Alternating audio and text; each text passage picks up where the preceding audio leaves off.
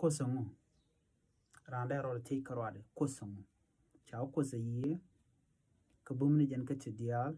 Ka dorar. Karel goidaro. Kosa chak. Kos agoy. Min lediti go nyo the jin. Ajen ji Ramadan and cha chako kos kachada. Ko kosa janemi jia ke dunga e dung shaitan. Mugwa dunga e dungda.